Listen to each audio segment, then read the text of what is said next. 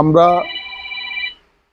আমাদের দল শ্রমজীবী মানুষের পক্ষের একটা রাজনীতি করি। আমরা বাংলাদেশে অনেক বড় বড় রাজনৈতিক দল আছে, যে দলগুলি হচ্ছে বড় লোকের পক্ষে অবস্থান নেয়, কিন্তু আমাদের এই গরিব মানুষকে তারা ব্যবহার করে। কিন্তু সত্যিকারই গরিব মানুষের পক্ষের যে সংগঠন, সেই সংগঠনটাকে আমরা শ্রমিকরা চিনিও না, আবার এই সংগঠনের সাথে আমরা কিভাবে যুক্ত হবো সেই বিষয়টাকেও বোঝার চেষ্টা করি না। কিন্তু আমরা এই নির্মাণ শ্রমিক হিসাবে যারা আমরা কাজ করি, বিভিন্ন বাড়ি ঘর আমরা তৈরি করছি, বিভিন্ন বাড়ি ঘরের তাদের টাইলস করে সুন্দর করে বিল্ডিং করে দিয়ে আসছি।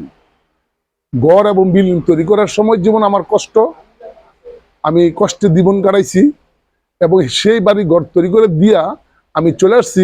অন্য লোক কিন্তু সেই জায়গায় আরামে থাকে, কিন্তু আমার জীবনের কষ্টের মধ্যে আছে।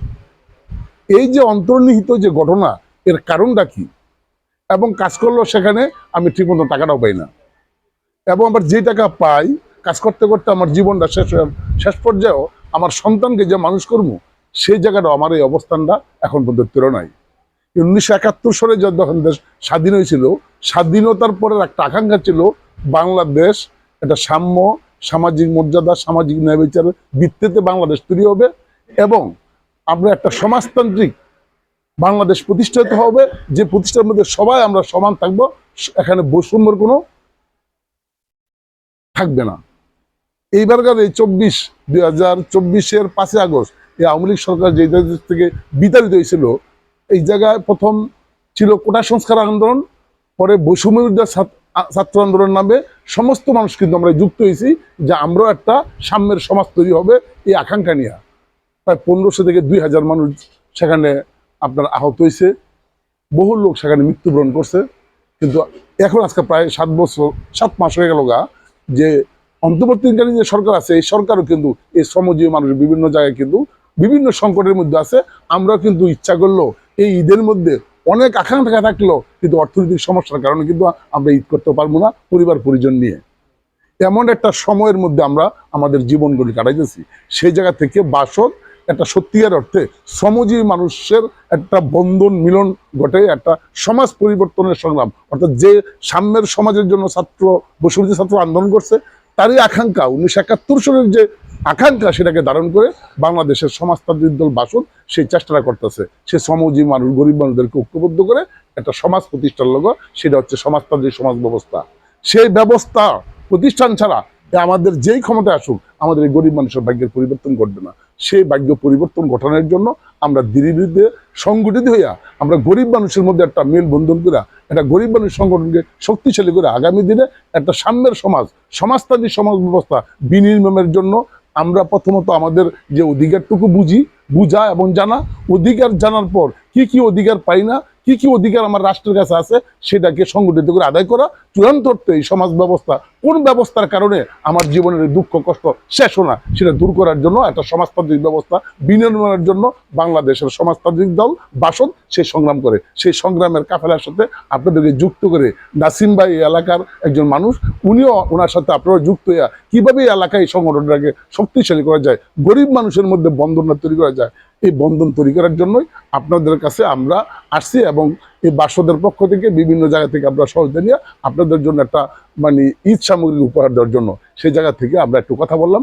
আজকে যারা উপস্থিত হয়েছেন এবং ঈদ সামগ্রিক সহ, এবং আপনারা আগামী দিনে এই সংগঠনটা গড়ে তোলেন, ঈদ সামগ্রিকটা দেওয়া না, আপনাদের সাথে সম্পর্ক গড়ে তোলা, আগামী দিনে আরো কিভাবে সুন্দর করে এই রাষ্ট্রেই সেই ব্যবস্থা করা দরকার ছিল, কিন্তু সেই রাষ্ট্র ব্যবস্থা না করার কারণে আমরা নিজেরাও অনেক কষ্টের মধ্যে জীবনযাপন করে দিয়েছি। সেই কষ্টটাকে কিভাবে নিবারণ করা যায় সেই চেষ্টা করার জন্যই বাংলাদেশের সমাজতান্ত্রিক দল বাসদ প্রতিষ্ঠা হয়েছে। প্রতিষ্ঠার লগ্ন থেকে সে সংগ্রাম করছি, সে সংগ্রামের সাথে আপনারা যুক্ত থাকবেন, আমরা আপনাদের পাশে থেকে সেই সংগ্রামটাকে বেগবান করব।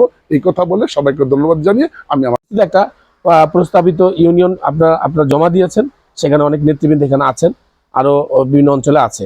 আসলে এখানে এই নির্মাণ শ্রমিকদের এই সিমেন্টের সাথে কাজ করতে যেও কিন্তু সমস্যা হয়। সিমেন্ট যে বালু লারেন, সিমেন্ট লারেন, এটা কিন্তু আপনার শারীরিক সমস্যা হচ্ছে। তারপরে ইট গাঁথতেছেন, 10তলা বিল্ডিং উপরে উঠতেছেন, সেখান থেকে দুর্ঘটনা ঘটলে তাহলে তার দুর্ঘটনা ঘটে, তাহলে সেখানে সে যাবে কোথায়, কাকে ধরবে? এইটা নিয়ে এটা যত কাজ করতে আইনি কি সুরক্ষা আছে এটা কিন্তু আপনারা জানেন না। সেখানে আইনগতভাবে আপনার যে ক্ষতিগ্রস্ত হলে সেটা ক্ষতিপূরণ সরকার পক্ষ থেকে সেটা দেওয়া হয়। কিন্তু আপনারা জানেন কিনা আমরা জানি না। হ্যাঁ, সেটা কিন্তু কিভাবে আদায় করতে হয় সেক্ষেত্রে আমাদের জাতীয় ফেডারেশন আপনাদের সেইভাবে দিক নির্দেশনা দিবেন। আপনারাও সেই সংগঠনের প্রতি আস্থা রেখে সংগঠনকে আরো কিভাবে শক্তিশালী করা যায়, এই এলাকার যত নির্মাণ শ্রমিক আছে তাদেরকে আপনারা সংগঠিত করবেন। আর বাসদ কি জিনিস এটা আপনাদের পরিষ্কার বুঝতে হবে। আওয়ামী লীগ বিএনপি যেমন একটা রাজনৈতিক দল, আওয়ামী লীগ একটা রাজনৈতিক দল, বিএনপি একটা রাজনৈতিক দল, জাতীয় পার্টি জামাত এরা একটা জাতীয় দল এবং ইসলামী আন্দোলন, বাসদও কিন্তু একটা রাজনৈতিক দল। কিন্তু আমাদের পার্থক্যটা কি, এরা হলো বড় লোকদের ধনিক শ্রেণীর পক্ষে রাজনীতি করে। শ্রেণী হলো দুইটা, বড় লোক এবং গরিব, শোষিত এবং শোষক শ্রেণী। তাহলে আমরা কার পক্ষে রাজনীতিটা করি? আমরা রাজনীতি গরিব মেহনতি মানুষের পক্ষে রাজনীতি করি, গরিব শোষিত মানুষের পক্ষে রাজনীতি করি। আপনারা দেখবেন বড় রাজনৈতিক দলগুলো একটা বিপদে বলে গরিব মানুষের পক্ষে দাঁড়ায় না, তেলালার মাথার পক্ষে তারা দাঁড়ায়, বড় লোকদের পক্ষে দাঁড়ায়, বিচার আচার থেকে শুরু করে সমস্ত ক্ষেত্রে তারা দাঁড়ায়। আবার যখন মিছিল মিটিং এর লোক দরকার হয় তখন এই গরিব মানুষগুলোকে টানে, কিন্তু একটা সমস্যা পড়লে এদের পাশে দাঁড়ায় না। আজকে চালের দাম বেড়ে গেছে, নিত্য প্রয়োজনীয় জিনিসের দাম বেড়েছে, কেউ দাঁড়ায় নাই। এই বামপন্থীরা এই বাসত্রাই কিন্তু আন্দোলন করছে। আপনারা দেখেছেন এই যে নারায়ণগঞ্জে, ঢাকা নারায়ণগঞ্জে বাস ভাড়া বাড়াইছে, কারা আন্দোলন করছে? বিএনপি আন্দোলন করছে না আওয়ামী লীগ আন্দোলন করছে?